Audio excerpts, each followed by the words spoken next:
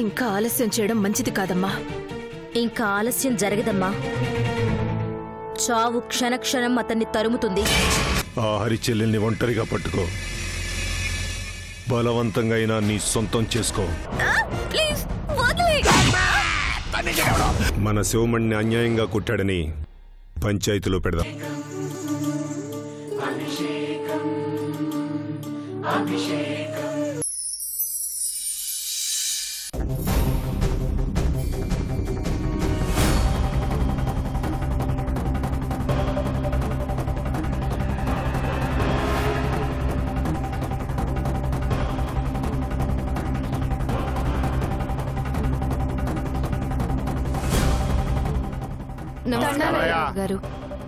నమస్కారం.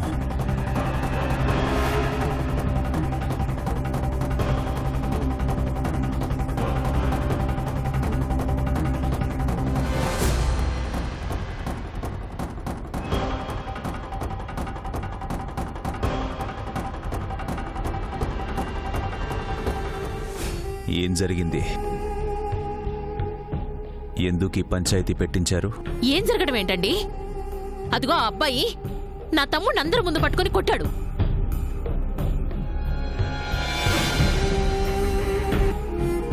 ఉట్టు పుణ్యానికి ఎట్టవచ్చాడు కొట్టాడండి. ఊరికే ఎందుకు కొడతాడు? కారణం ఏదో ఉంటుందిగా, ముందది చెప్పండి. కారణాలేముంటాయండి? ఆ అబ్బాయి ఎవరో కొత్తగా వచ్చి ఆ సుభద్ర ఇంట్లో ఉంటున్నాడు. ఉన్నవాడు ఉన్నట్టు పద్ధతిగా ఉండాలి గాని ఇష్టానికి కొడతాడా? కారణం ఏంటి అంటున్నాను. కారణమేంటో ఆ అబ్బాయినే చెప్పమని. అతన్ని కొట్టావా? కొట్టానండి. ఎందుకు కొట్టావు? వాడు చేసిన తప్పుకి కొట్టడం కాదు, చంపాలి. ఆ ఇంట్లో చేరేసరికి ప్రాణాలు తీయడం అంటే అంత సులభంగా అనిపిస్తోందా? చూసారా కొట్టాను అని ఎంత ధైర్యంగా చెప్తున్నాడో. మేమేదో తప్పు చేశామని మమ్మల్ని ఊర్లో ఉన్నా ఎవరికి ఏ సంబంధం లేకుండా చేశారు. సరే, పంచాయతీ తీర్పుని గౌరవించి మా బ్రతికేదో మేం బ్రతుకుతున్నాం. బయటకొచ్చి తలెత్తుకుని తిరగలేని స్థితిలో మా బతుకు గుట్టుగా మేం బ్రతుకుతున్నాం. అలాంటిది మా తమ్ముడిని కొట్టాల్సిన అవసరం అతనికేమొచ్చిందండి? చింతామణి,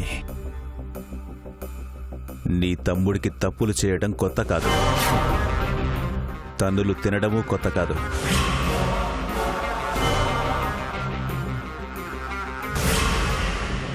ఏదో చేసే ఉంటాడుగా, అందుకే అతను తన్నుంటాడు. ఏం చేశాడో చెప్పమనండి. మీరు కూడా అతన్నే వెనకేసుకొస్తారేంటి? ఓహో, చెల్లెలు గారి ఇంట్లో ఉంటున్నాడనా? చింతామణి,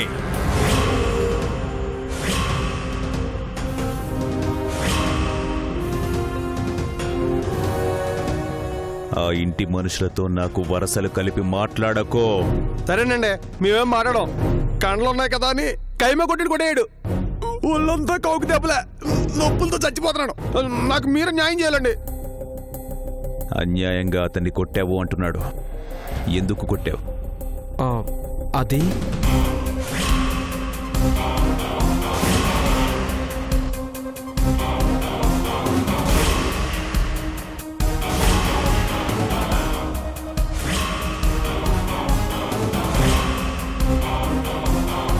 అన్న అడుగుతుంటే మాట్లాడవేంటి? అతన్ని కొట్టాల్సిన అవసరం నీకేమొచ్చింది? ఈడేంటక్కే నోరెప్పట్లేదు. ఒక్క మాట వదిలితే మిగిలింది నేను చూసుకుందామనుకుంటే దాని గురించి ఏం మాట్లాడేంట్రా? ఇది పంచాయతీ, ఇక్కడ మౌనం సమాధానం కాదు. చెప్పో, ఎందుకు కొట్టావతన్ని? ఈడి మౌనం సోవరం సంతకెళ్ళా అసలు విషయం వచ్చేటప్పటికి మౌనం పాటించండి మనక్కయ్య. ఏయ్, ఏంటయ్యా ఏం మాట్లాడవు? నా తమ్ముడిని కొట్టడానికి కారణం ఏదో ఉండుంటుందిగా, చెప్పు. తప్పు చేశాడు, కొట్టాను. ఆ తప్పే ఏంటో చెప్పరాదా?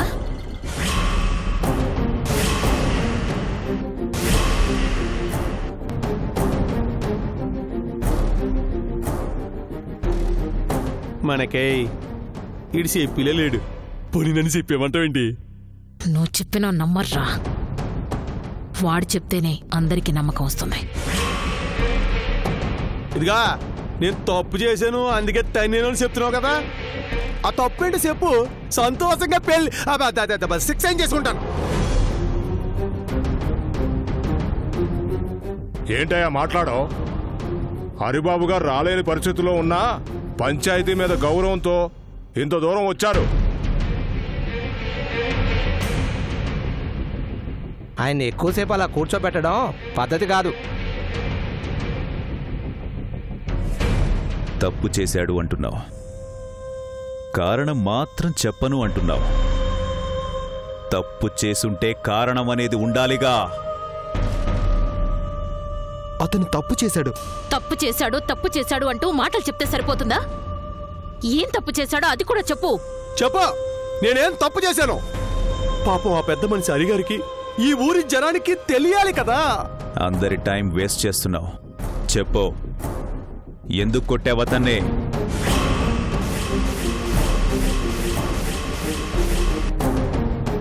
ఈడేంటి మనక్క నువ్వు తెరవట్లేదు, నన్ను తెరిచేయమంటావా? పళ్ళు రాల్తాయి. కామ్గా ఉండు. అతను తప్పు చేసుంటే కారణం అనేది ఉండాలి. కారణం చెప్పలేకపోతున్నావు అంటే ఆ కారణంగా అతన్ని కొట్టి తప్పు చేశావు అని భావించి శిక్ష నీకు వెయ్యాల్సి వస్తుంది. అలా ఎలా కుదురుతుంది? తప్పు చేశాడు అన్నప్పుడు అదేంటో అతని నోటితోనే చెప్పించండి. ఏం చెయ్యాలో పంచాయతీ పెద్దగా నాకు తెలుసు. చూడు, బయటి ఊరివాడివి కాబట్టి నువ్వేం మాట్లాడకపోయినా ఇంతసేపు నీకు అవకాశం ఇచ్చాను. చివరిసారిగా అడుగుతున్నాను, అతనేం చేశాడు? ఎందుకు అతన్ని కొట్టావు?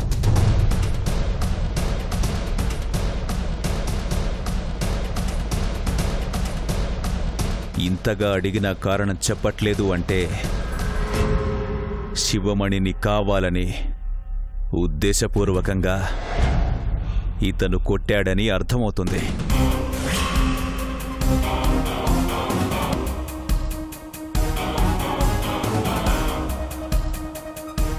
అకారణంగా అతని మీద చెయ్యి చేసుకున్నందుకు, ఎంత అడిగినా కారణం చెప్పకుండా పంచాయతీని ధిక్కరించినందుకు ఇతనికి 25 కొరడా దెబ్బలు కొట్టవలసిందిగా తీర్పిస్తున్నాను. వీడేంట్రా ఇలా మన కొంప ముంచాడు?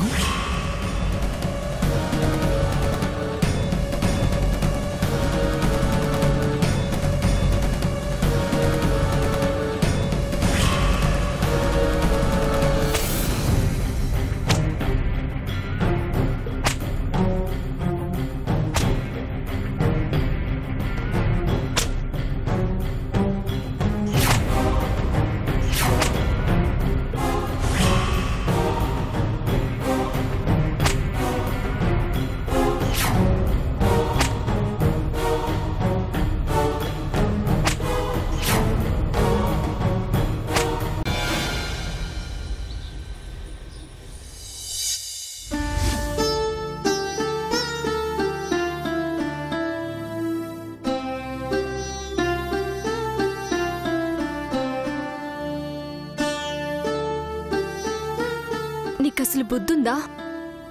ఇక్కడి పరిస్థితులు ఎలా ఉన్నాయో తెలుసు. మంచి చేసినా మా అన్నయ్య దృష్టిలో చెడ్డవాళ్లమే అవుతున్నావు. అది చాలదని నువ్విలా గొడవలు మొదలుపెట్టావా? అసలు వాడిని కొట్టాల్సిన అవసరం నీకేమొచ్చింది? ఎప్పుడు ఎవరితో గొడవ పడిన వాడివి. ఆ శివమణిని కొట్టావంటే ఏదో కారణం ఉండే ఉంటుంది. ఆ కారణం ఏంటో పంచాయతీలో చెప్పొచ్చు కదా. లేచి కూర్చో.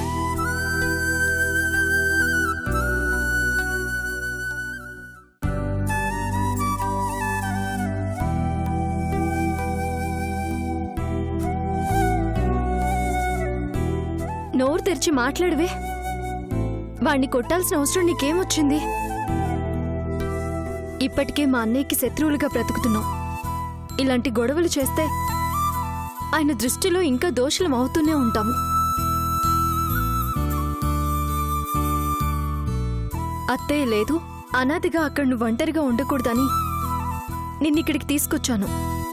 నువ్విలా వాళ్ళతో వీళ్ళతో గొడవలు పడి పంచాయతీ వరకు తీసుకొస్తే ఎలా? అక్కడ చెప్పలేదు. కనీసం ఇప్పుడు మాకన్నా చెప్పు పూజారి. నువ్వు కొట్టింది ఆ చింతామణి తమ్ముణ్ణి. వాళ్ళ ఈ విషయాన్ని ఇంతటితో వదిలిపెట్టరు. అవకాశం దొరికినప్పుడల్లా కదిలిస్తూనే ఉంటారు. నోరు తెరిచి ఏం జరిగిందనేది చెప్పు. చేయాల్సింది చేసి నాకేమీ తెలియదన్నట్టు కామ్గా ఉంటే ఎలా? ఎంత జరిగినా నోరు తెరవడం లేదంటే అంత తప్పేం జరిగింది? ఎందుకు కొట్టావు? ఓ, మాకు కూడా చెప్పవన్నమాట. సరే చెప్పొద్దు. మా చేతలే అలాంటివిలే. నా వాళ్ళని తెచ్చి ఇంట్లో పెట్టుకోవడం, వాళ్లే మా గురించి ఆలోచించకుండా ఎవరి ఇష్టానికి వాళ్ళు చేయడం. ఆ శిరీష అలాగే చేసింది. ఇప్పుడు నువ్వు నీ ఇష్టం వచ్చినట్టు చేస్తున్నావు. ఆ అబ్బాయిని ఏమనొద్దమ్మా.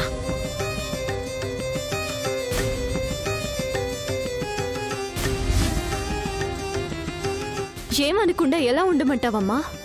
ఏం జరిగింది, ఎందుకు కొట్టావంటే పంచాయతీలో అన్నయ్యకి చెప్పలేదు, ఇక్కడ నాకు చెప్పడం లేదు.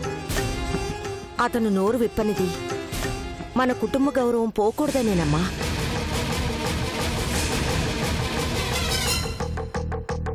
మనింటి గౌరవం పోవడమేంటమ్మా? వయసొచ్చిన ఆడపిల్ల ఇంట్లో ఉందంటే అందరిలాగే మనము భయపడాలని ఈరోజే నాకు అర్థమైందమ్మా. ఊరంతా అభిమానించే కొడుకున్నా కూడా కూతురు గురించి జాగ్రత్త పడాలి అని అర్థమైంది.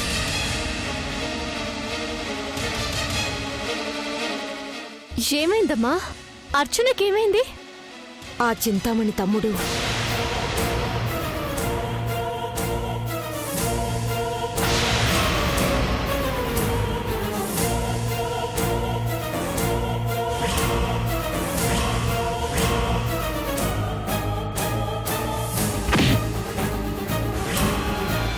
అది జరిగింది.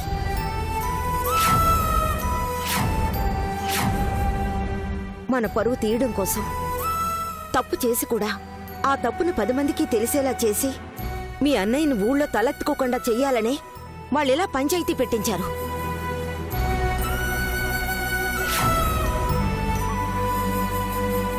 కానీ నోరు విప్పితే జరిగింది చెప్పాల్సి వస్తుందని, 10 మందిలో నీ చెల్లెలి పరువు, మనింటి పరువు పోతుందని ఈ అబ్బాయి శిక్షను కూడా సంతోషంగా అనుభవించాడమ్మా.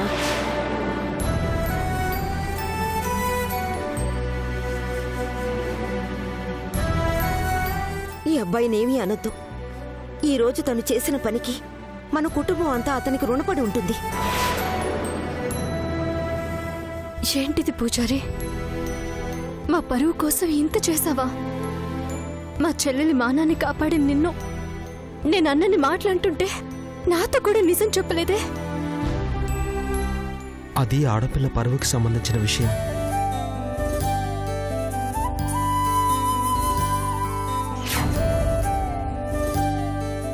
తప్పెవరో చేసినా 10 మందిలో తను నిలబడ్డం తనకి నరకంగా ఉంటుంది. అందుకే ఎవరికీ చెప్పకూడదని అక్కడే నిర్ణయం తీసుకున్నాను.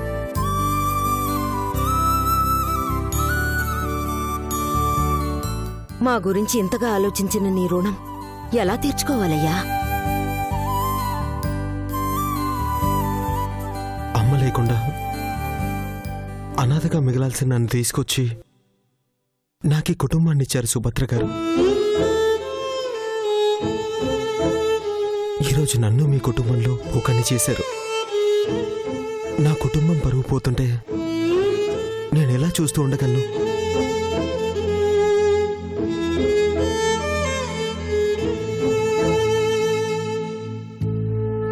అందుకే పంచాయతీలోనూ చెప్పలేదు, మీకు చెప్పలేదు.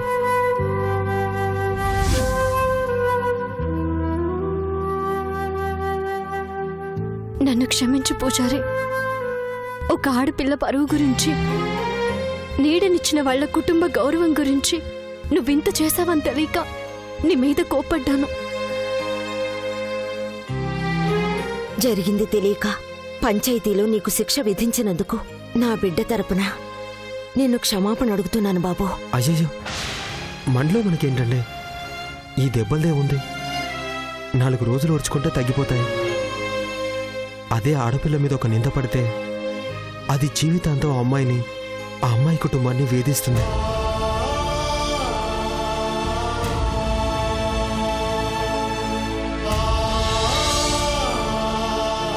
ఈ విషయాన్ని ఇంతటితో వదిలేయండి.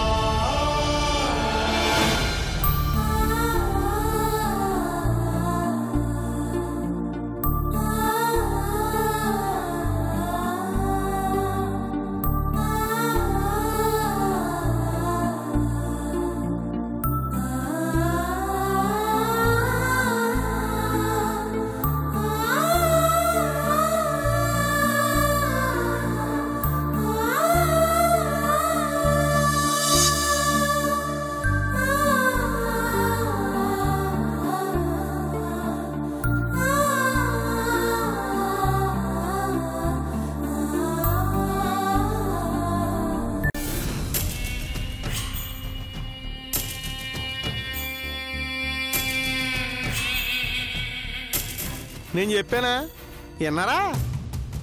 ఏదో నా టైం బాగుండి నాకు పడాల్సిన కొరడా దెబ్బలు ఆడికి బండి.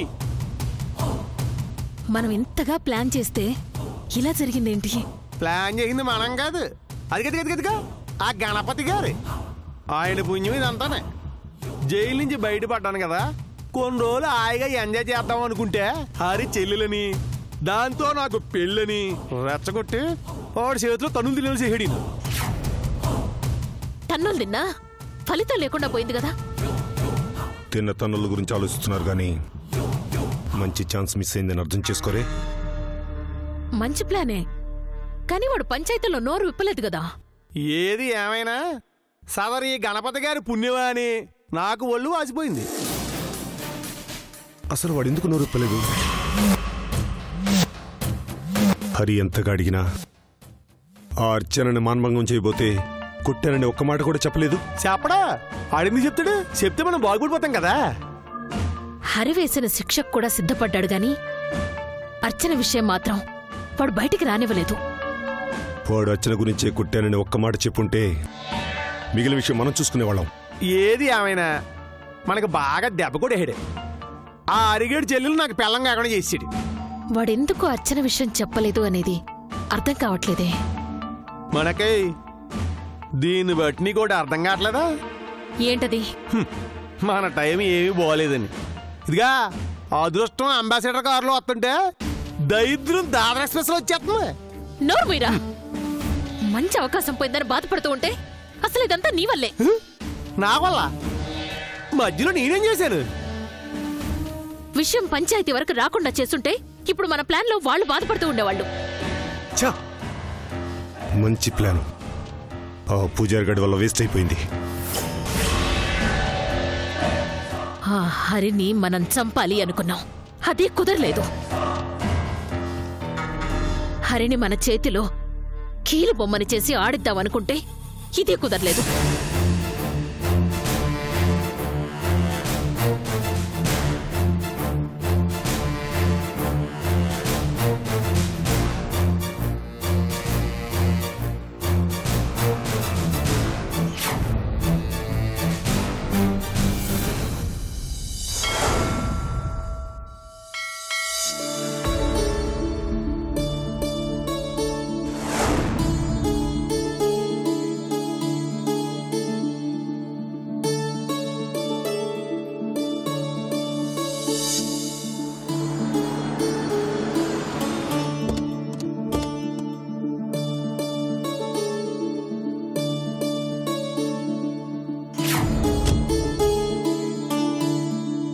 అమ్మా శిరీష, స్వామివారి అభిషేకానికి తెచ్చిన పాలు నువ్వు తీసుకురా. హఠాత్తుగా గుడికి బయలుదేరేశారెందుకు? మా హరి హాస్పిటల్లో ఉన్నప్పుడు త్వరగా కోలుకుంటే స్వామికి పాలాభిషేకం చేయిస్తానని నేను మొక్కుకున్నాను. అవునా? ఆ దేవుడు నా మొర ఆలకించి నా బిడ్డకు మళ్ళీ పునర్జన్మనిచ్చాడు. అందుకే మొక్కు తీర్చుకుందామని ఈరోజు గుడికి తీసుకొచ్చాను. పోనీలేమ్మా, పెళ్ళయ్యాక శిరీషని గుడికి తీసుకురాలేదు కదా? అవునరా, తన అదృష్టం బావుంది కాబట్టే అంత పెద్ద గండం గడిచింది. అందుకే శిరీష చేతుల మీదుగా ఆ స్వామివారికి అభిషేకం చేయిద్దాం. సరే పదండి. పదండమ్మా.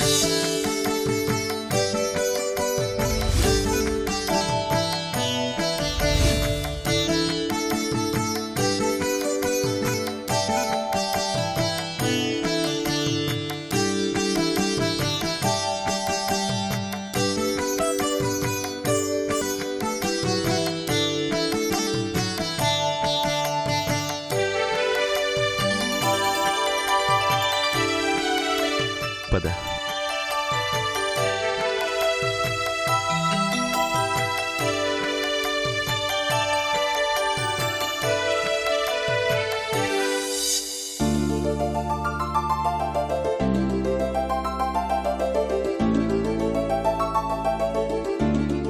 హరి, ముందు ప్రదక్షిణలు చేద్దాం.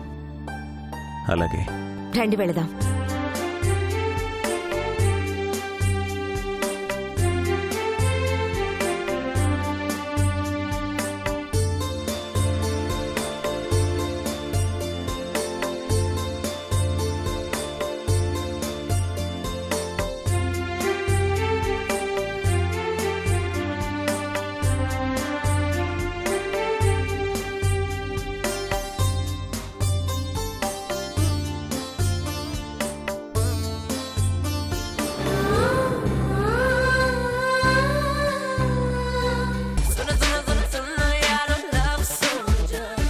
Soon as